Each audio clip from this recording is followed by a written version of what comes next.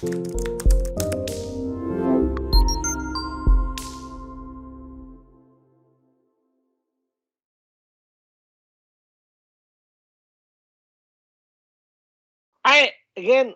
a huge pleasure to be here again for the second year. My name is Sandro Pereira. I'm the head of integration at DevScope. I mainly work with enterprise integration like on-premise with Beanstalk server and on the cloud with all the Azure integration stack, logic apps, Azure Functions, API management, well, a lot of these kind of service. But I'm also a huge fan of Power Automate. That is kind of the same of the logic app, but in this case, more binding to the Office 365. But under the hood, it's the same kind of runtime. And also a big fan of PowerShell. Well, I'm an Azure MVP. I'm being an MVP for the last 10 years. So you have my emails there, my blog, Twitter. Well, you can go ahead and if you have any questions, doubt, you can chat with me. I'm always happy to help on the community. Well, I'm a father of 3 kids, so today is Saturday. They are not yet at home, but at any point in time or during the session, they may enter the room. So bear with me. And I'm also a big fan of wine, so nothing like beers, but wine for me is awesome, just to relax. And today we are going to talk about how you can create a abuse monitor solution using kind of PowerShell, Power Automate. Well, we even can use it Logic app function if you want or not. But kind of building these kind of joining these technologies and how we can actually do some monitoring in our systems. I'm not speaking about Azure monitoring or Power Automate or Power Platform monitoring, but actually, well, we have some legacy systems, some old applications. Well, I have, for example, clients that use Beanstalk on-premise, and this is about kind of creating a monitoring solution for this kind of technologies. How we can extend what we have with these technologies and we'll do some kind of monitoring, alarmistic, notification, all of this stuff. Okay. So kind of, I am a developer for since I know myself, and designing solutions or applications is quite easy for us. No, kind of we have requirements, the technologies, boom, we do that. Okay, it's quite easy. We breathe this kind of experience, and this is our daily job doing this stuff for clients and so on and so forth. No. But what I realized, what I've been doing in the last few years, is that we are also have to think about the people who will manage these kind of solutions, application, platforms, because yeah, we kind of a developer, we can abstract it for everything. I don't care, I'm a developer. They can manage that later. It's not my role, it's not up to me. So yeah, I'm okay with that. I'm not worried about that. But I think that is wrong. I think even architects and developers they also have to think about how to how people manage that application, how we can help facilitate this transition between dev test to production, and they can manage and do all of the kind of operations with it, okay? Because they don't know the applications you provide to them, okay?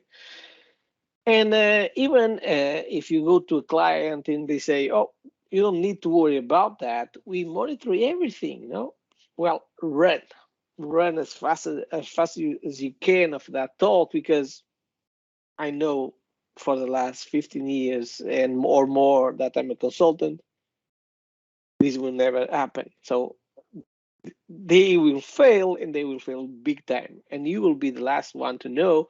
kind of they call that red line that has a direct connection to the president of United States saying, well, we have a nuclear war.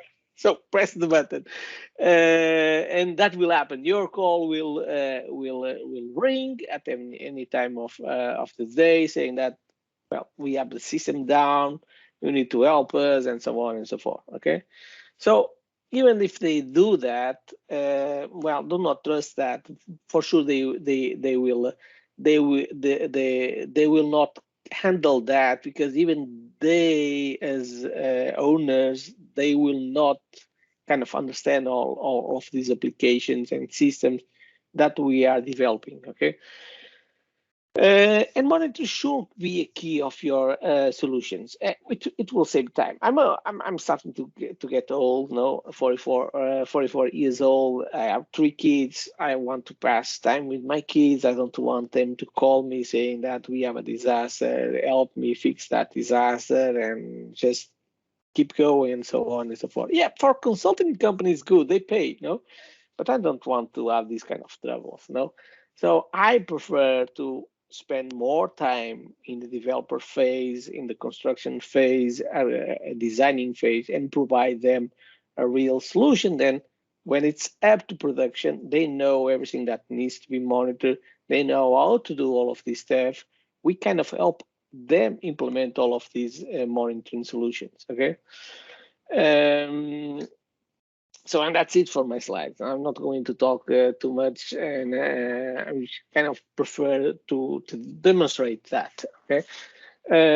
Well, unfortunately, I, I I was thinking that the session was for the next week, so I don't have everything ready, but well, I trying to go to demonstrate some stuff, and actually this is a real production environment, so I'm not going to play here, just showing some stuff. So as I told you, I'm a consultant of enterprise integration. I work on premise and the cloud, but in this case, I have a client that has a Beanstalk server. Beanstalk server, for those who doesn't know, is and it is a Microsoft platform for on-premise integration, kind of hybrid integration, but it was the main platform of integration, the product of Microsoft to do enterprise integration. And now everything goes to Azure. That's why it happens, this kind of logic app and so on. But before that, Beanstalk was the main product of Microsoft, and still an active product and a reliable product that clients use today. So they have this product. They do all of on-premise and hybrid integration with it, but we have to monitor that. Okay, so there are a lot of things happen here, and we can go kind of for the console and do kind of F5 to do the refresh and to the console and see how many instances running, how many suspended instances are stuck in the platform. Are they resumable, not resumable? What is failing, and so on and so forth. What is the problem with that? Is that this is a Windows application. It has to have manual intervention on it. So if I want to do an active monitoring on this platform out of the box, I have to go enter on the machine and do kind of F5 each minute or half an hour to see the status of the environment. Well, I don't kind of, this is a monkey jaw. Sorry for the expression, but it is. No, I don't want no one to do this kind of operation. Go F5, go F5, just to see what is there. And this is not it's kind of a reactive monitoring instead of being more proactive in the monitoring of the environments. And I'm speaking about Beanstalk, but this can be scale and adapt to other products, platforms, or applications. You know, so we end up creating kind of several PowerShell scripts. You know, saying, well, suspended instance. I want to know the suspended instance that is existing at the moment. If they are suspended, if I can resume it automatically, but notify me that there was problems there. Okay, so I can show the script. There is no sensitive information here. Let me go. Yeah. So again, we kind of go to we have here a database for saying that is the system in maintenance or not, because if it's happening a maintenance on the environment, well, I want to monitor to be suspended. I don't want to start something that is not supposed to be started because we are in maintenance mode. So we have some kind of control here, but then we are going to use PowerShell, WME, and why I like this is the language of the admins. So every admin, system admin, and so on, they know PowerShell better than me, of course. So this is a language made for them. So they can go here, create new stuff, modify all of this stuff, and kind of be improved during the life cycle of the environment of the application. And in this case, we are going to query the vSOC server environment if there are suspended messages. Of course, check the suspended, what kind of, if they are in a suspended mode, debug, not resumable, all of this stuff. No, and I kind of see that I know that certain suspended messages or um, or ports that I have is kind of, I want to kind of, this is trash. No, if there is a failing with that, I know that it will be a retry mechanism that after a minute or two they will send again that message. So I don't need to force the message to go on. So I can go and say terminate all of the trash instance that I don't want to be resumed. Otherwise, I can say, well, go ahead, and this is kind of an auto healing approach, saying resume that. No, so yeah, I kind of can do everything, script everything that with PowerShell. Initially, the first prototype of these PowerShells, we had notifications directly on the PowerShell, so we can actually have a SMTP client here, put credentials and so on and so forth, and send directly from the PowerShell. Well, I kind of replace that using Power Automate, or in some cases Logic App, depending on what the client has or have license to. So kind of they are kind of the same, but again, Power Automate is bound to the Office stack, and the Logic App is to the Azure. So on the Logic App, we pay per use. So every executions, I pay some few cents. On the Power Automate, if you have kind of a license that can handle all of this stuff, it's free. No, we have a lot of free requests per month, and kind of this is a notification. Shouldn't supposed to have so many running instance, but again, it's doable. So it's kind of what adapts better to the client. We use Power Automate or Logic App. The reason I did that is that I can easily extend notifications, integration with other systems using the Power Automate flow, business flow. No, if I want to notificate today by email, well, fine, good, we can do it easily. But tomorrow, if I want to integrate with the other kind of ticket systems like, I don't know, Jira or other stuff like that, I can easily do that with Power Automate or Logic App. Or if I want to notify the teams by Teams channels, I can do that. I'm actually also using Team channel in the client to do this kind of notifications. We notify by email, but we put it on our internal chat channel in Teams because, well, nowadays we are all of us are working from home, and Teams is kind of a center place. We can do that notification easily also. Well, less details on the Teams, more details on the email, but we have two different channels, and that fits perfectly on the Power Automate or the Logic App flows. No, we can extend for it or whatever we want. So I kind of during the PowerShell, I'm kind of creating a JSON envelope that I then fill that with kind of what is the monitor that I have, what is the client, because, well, I use this for several clients.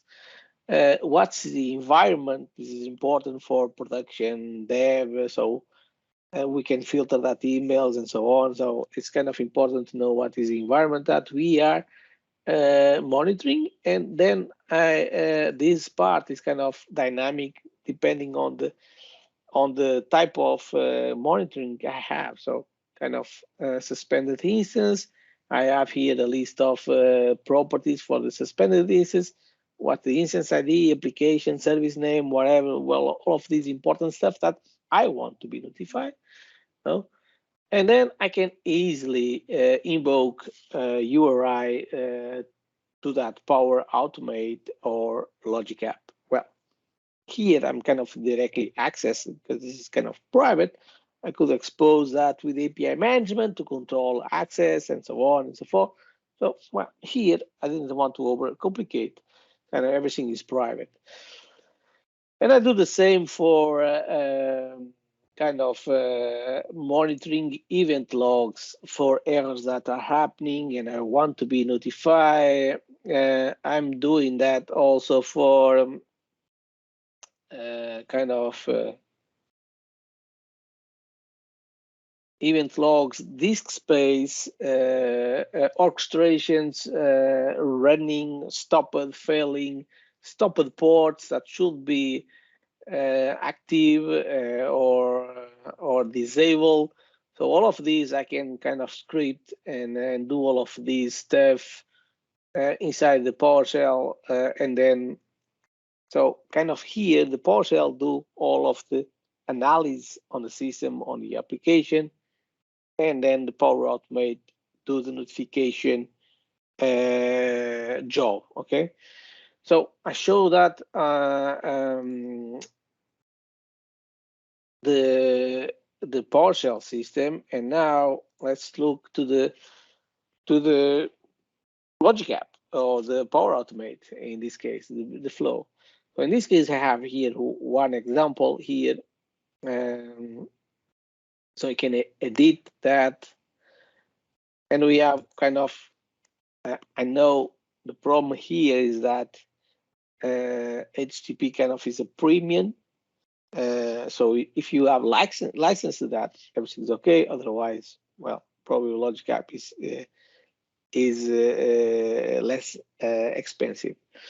But yeah, I have here I kind of create HTTP trigger, and then I provide a JSON sample to generate all of these payload, and it's quite simple to do. Let me kind of, if I want, so kind of a new flow.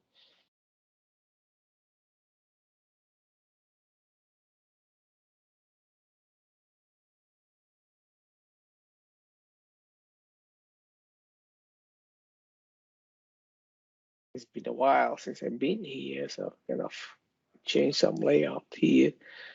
Where is the blank template?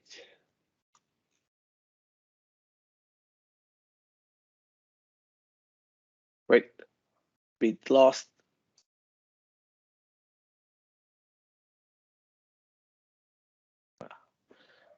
skip it. Okay. And then I go to the HTTP request and kind of it's a premium. That is only, not this one, delete. Sorry. This is the request. And when HTTP is received, and then by default is blank, no, we need to use a JSON sample to tokenize all of these properties of the JSON message. So kind of the monitor, so some kind of testing. We have the env, and we have the client. Well, to last, and I have here the suspended. And then I can say that this is a record. It happens several times, and then inside we do kind of ID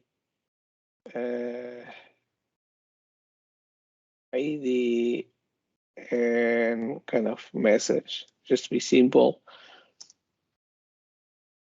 We kind of do the same, just to have this, and then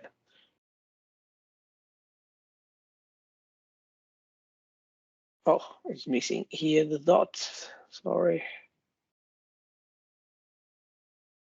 and then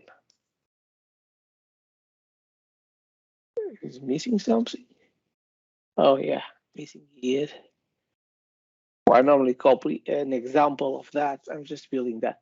So I just using a sample of my JSON. It creates a JSON schema. This allows us to tokenize all the properties inside the JSON. So if I'm here, go kind of a condition, control condition. Can all of these tokens were created by using that schema? If I didn't then that, these tokens didn't appear, so I have to get that manually with the expressions.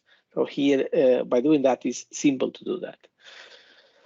Well, HTTP, and then we have kind of here a support variable for the HTML body. So I want to notify the teams, but I want to put a beautiful email. So I can sell.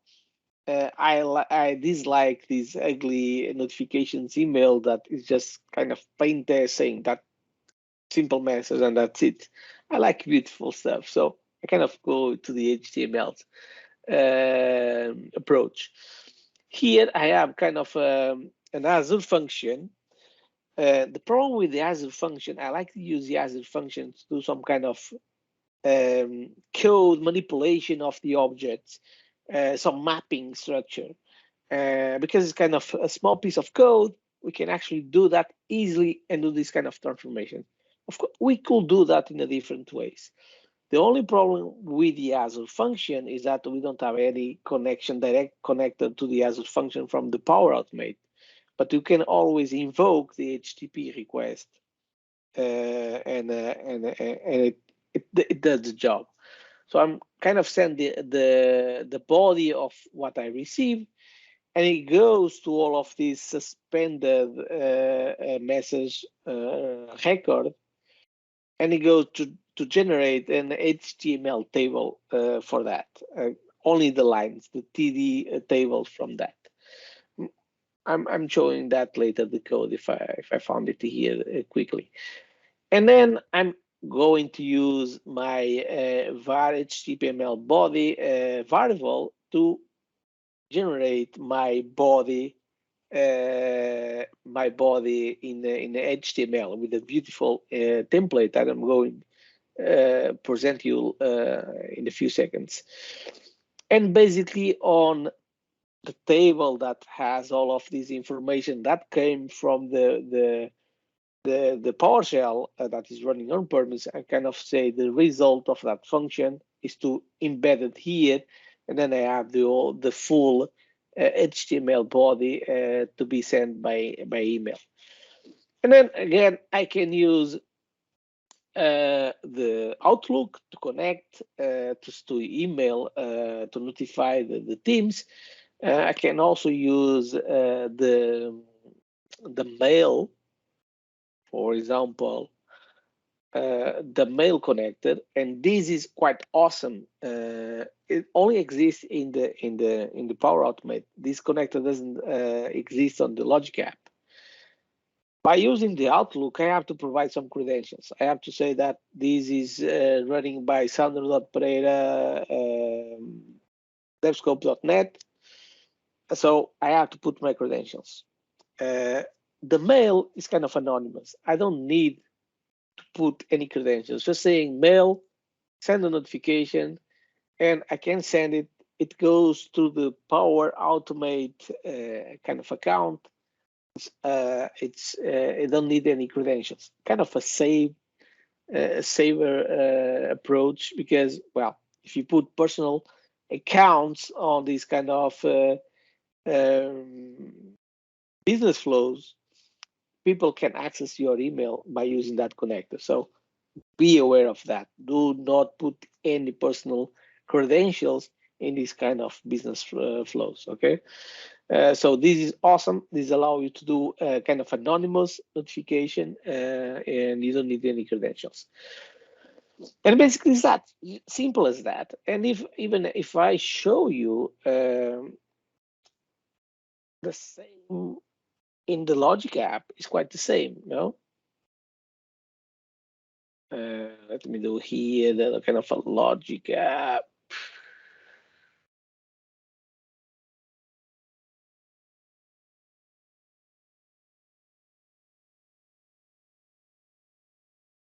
Mm,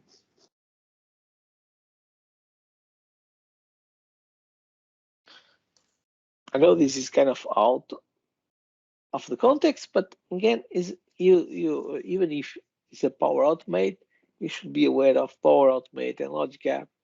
This is important to know the difference and what is the look and feel of that. So let's address that. Yeah, this is one of mine, but it's kind of broken. This one. Uh,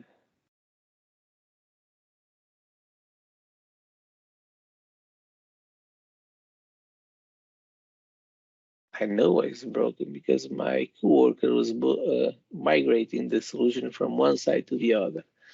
Let me see that one. Yeah, so kind of the connection is broken, but because we were moving from resources from subscriptions and resource groups recently, so I need to fix that. But again, when a HTTP request is received, we kind of create these. This is a different way to do that, kind of using the compose to create a HTML table. Basically, we are doing that, and we are sending notification by email. The only approach by using these to the other one is that this kind of produce ugly HTML table. It's kind of a blank table. By doing the function, we can actually put some kind of um, style sheets inside and provide all of these fancy fancy email details on that. No, this one is kind of a simple, kind of abstract. But I do have another one, but again, not that important one. Let me just see if I found that.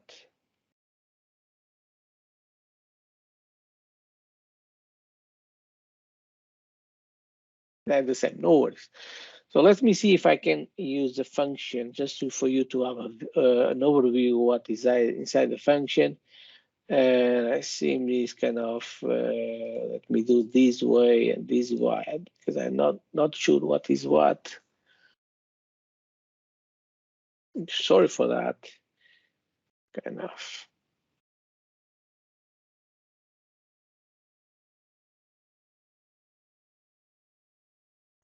Come on, Azure.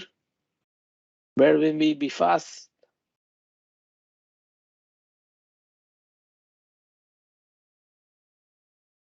Why you are so slow?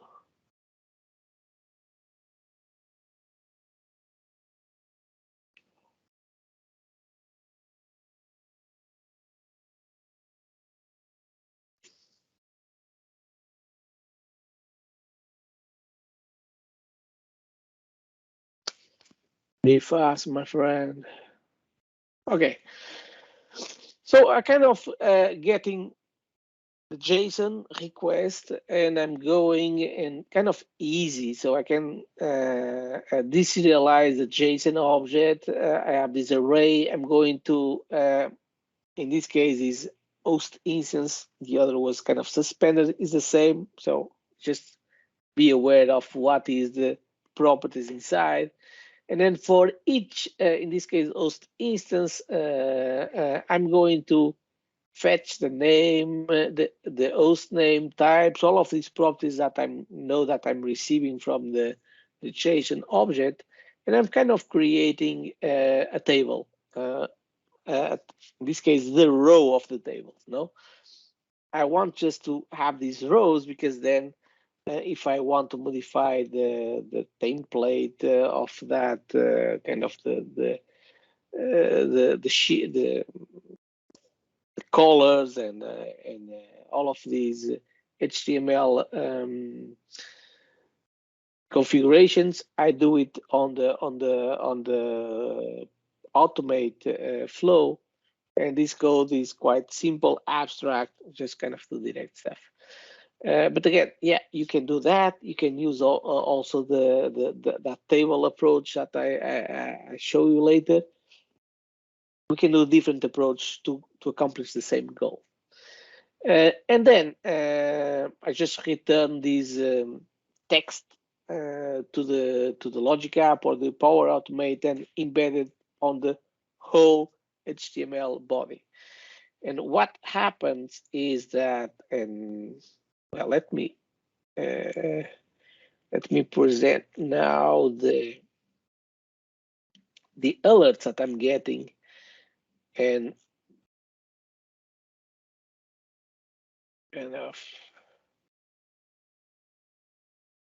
this is what I will get by using that template and by using all of these monitoring capabilities. Well, again, bear with me, this is in Portuguese, but well, this is report of message suspended. I have the IDs, the application, the service, the assembly, the date of when the message started, when it was suspended, host instance, and so on and so forth. All of these messages were suspended on the system. I'm getting a notification say, well, be aware that these were suspended. We try to submit, but go there and see if everything is okay. And this is just one example. No, I have multiple examples here saying that. Let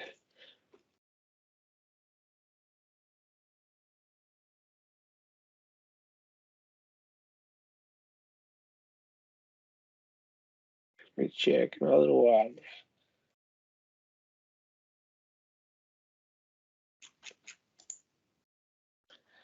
This is kind of notification saying that, well, solution was solved, so everything is okay, because it's also important to do this kind of notification sometimes.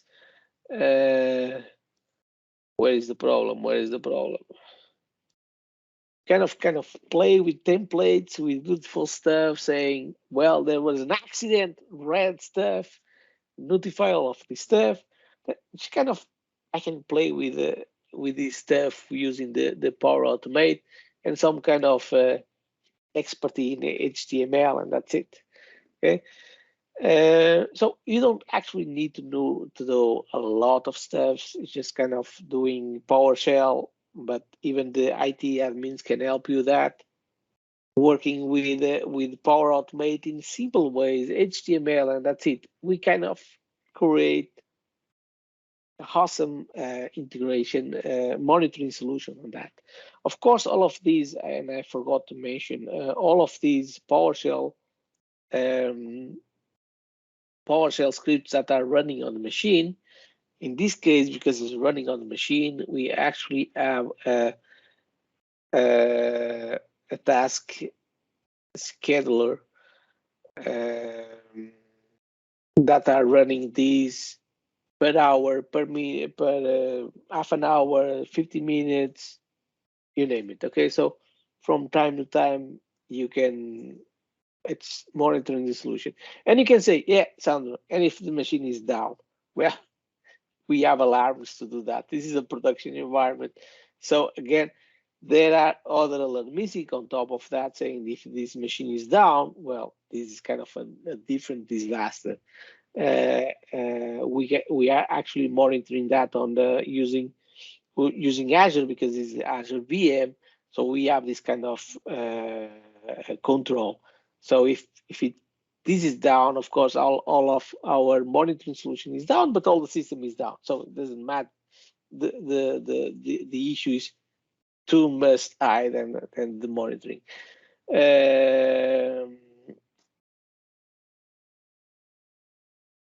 And this is what I was intent to show.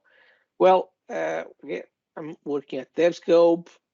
If you are looking for a job, I take this opportunity. We are looking for all kind of developers, .NET, integration, Power BI, Power Apps, you name it. So feel free to send me an email with the CV if you want, or go to the site. And again, it was a huge pleasure to be here once again. If you have any questions, I'm free to respond some of these questions. You have my contacts there, so if you want to do it in private, you can do it also. Yeah, thank you very much for your presentation. Yeah, thanks. It was always a pleasure to have you here with us.